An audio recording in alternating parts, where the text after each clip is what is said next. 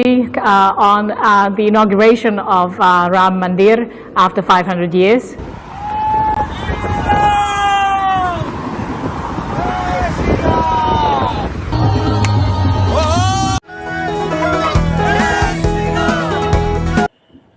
اور وہ کہہ رہے ہیں یہ گلوبل ایونٹ میں ٹرانسفارم ہو گیا. تو وہ اگر اس کی ہسٹوریکل بیک گراؤنڈ موجود ہے اور وہاں پہ مندر بن رہا ہے تو آپ کو چاہیے کہ آج آپ اپنے بھارتی Jai Shri Ram to the entire Bharat, and what a wonderful celebration of a monument that will last 1,000 years. Congratulate everybody, including and especially Mr. Modi for his leadership that has made this construction possible after 500 years, ready to last another 1,000 years.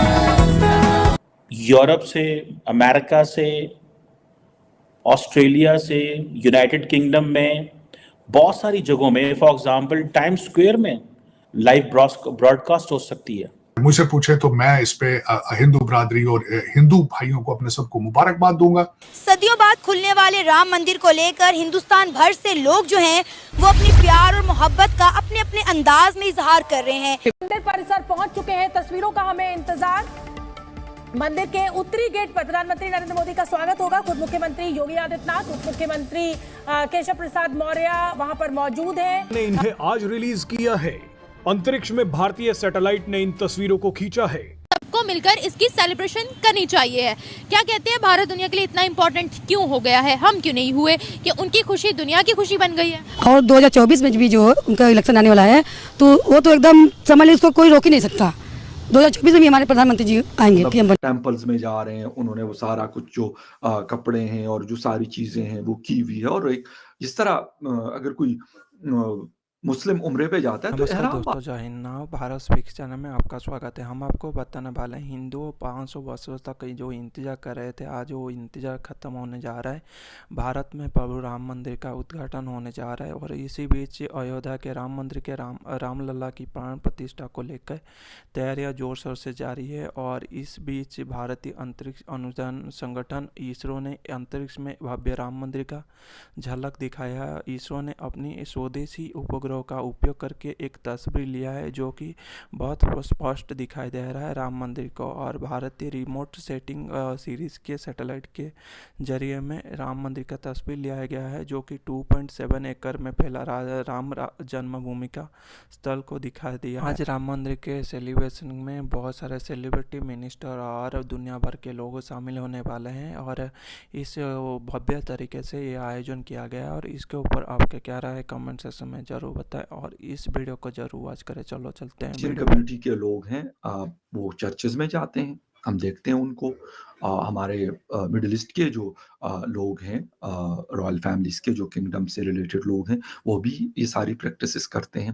لیکن پھر یہ والا اعتراض کیوں کہ جی وہ مطلب temples میں جا رہے ہیں، انہوں نے وہ سارا کچھ جو کپڑے ہیں اور جو ساری چیزیں ہیں وہ کی ہوئی ہے. اور ایک جس طرح اگر کوئی مسلم عمرے پہ جاتا ہے تو احرام باندھتا ہے، سب کو پتا ہے. میرے خیال میں کوئی ایسا نہیں ہے جس کو یہ بات پتا نہیں ہوگی.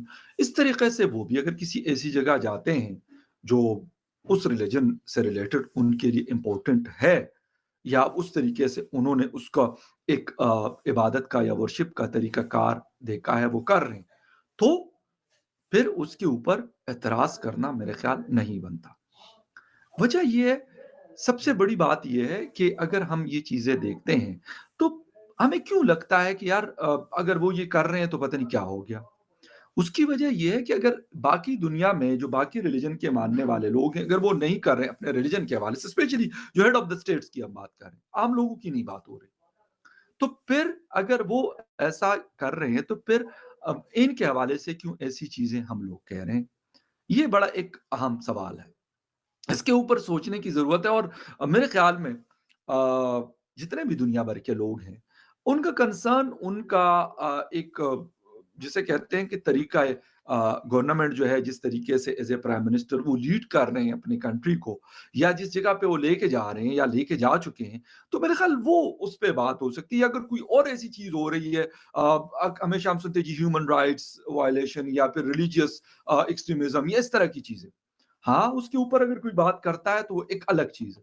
लेकिन इसके ऊपर बात करना कि जी वो फलां टेम्पल क्यों गए और फलां जगह पे उन्होंने ऐसे क्यों किया, तो ये बड़ा एक अजीब किस्म का बोंडा किस्म का क्वेश्चन है उनके हवाले से। अच्छा, अभी अयोध्या बहुत ज्यादा एक हाइप क्रिएट हुई है और मतलब जिससे भी बात करें तो बस यही चल रहा है। आप सोशल मीडिया पे चले जाएं या कहीं और चले जाएं, यही सारा कुछ चल रहा होता है। But what the thing is, ये क्यों है? अच्छा, एक उनके लिए एक जैसे कहते हैं कि हम सुनते हैं कि जी काबा, खाना काबा जो है बड़ा इंपॉर्टेंट है। फिर बैतुल मुक़द्दस की बात हो रही कि कह रहे क़िबला अव्वल है, बड़ा इंपॉर्टेंट है मुस्लिम्स के लिए। फिर इसी तरह वेटिकन सिटी क्रिश्चियंस के लिए है। फिर नानकाना साहब और इस तरह की जो जिसे कहते हैं कि इंडिया में जो सिख लोगों का एक बहुत बड़ा मरकज़ है। तो ये सारी चीज़ें हर कोई अपने-अपने हिसाब से करता है। हाँ, ये मेरा सवाल ये हो सकता है, मैं कहता हूँ कि एक इंसान के अंदर ह्यूमैनिटी या अगर उसके पास कोई पावर है, उसका इस्तेमाल वो कैसे कर रहा है, तो ये एक सवाल हो सकता है।